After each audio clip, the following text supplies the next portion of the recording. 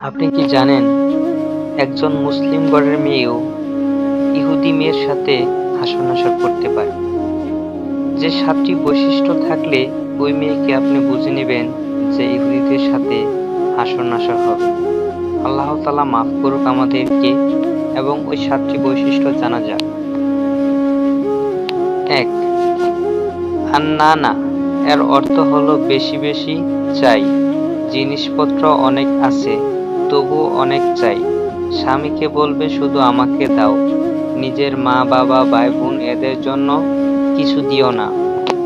২. মান্নানা এর অর্থ হলো স্বামীকে শুধু সব সময় সকলের ক্ষেত্রে খোঁটা দেয়া, অর্থাৎ খোঁটা দেওয়ার এই স্বভাবটা ইহুদিদের মেয়েদের মধ্যে বেশি। ৩.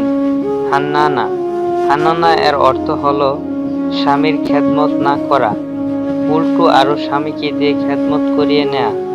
হযরত খাদিজাতুল কুবরা আল্লাহর নিকট থেকে সালাম পাওয়ার একমাত্র কারণ ছিল স্বামীর খেদমত করা। ৪. কান্নানা স্বামীকে মাঝে মাঝে বলে, তুমি আমায় চেনো? আমি অমুকের মেয়ে, তমুকের মেয়ে, ইত্যাদি ইত্যাদি। স্বামীর সামনে নিজের বড় করে দেখানো, স্বামীকে ছোট মনে করা, এটা ইহুদি মেয়েদের মধ্যে একটি বিশেষ গুণ। ৫. হাতকা হাতকা শব্দের অর্থ হচ্ছে স্বামীর পছন্দের গুরুত্ব না দেওয়া।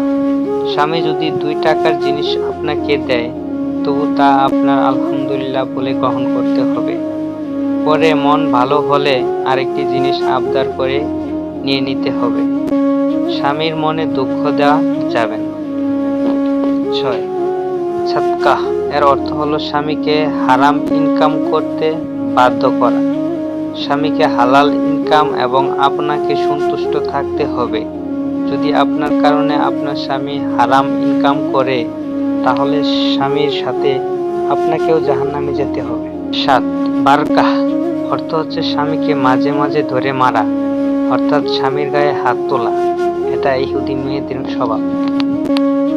উপরোক্ত এই গুণগুলো যে মেয়েদের মধ্যে থাকবে, এই মেয়েগুলো দুশ্চরিত্র এবং মোটেও ভালো স্বভাবের নয়।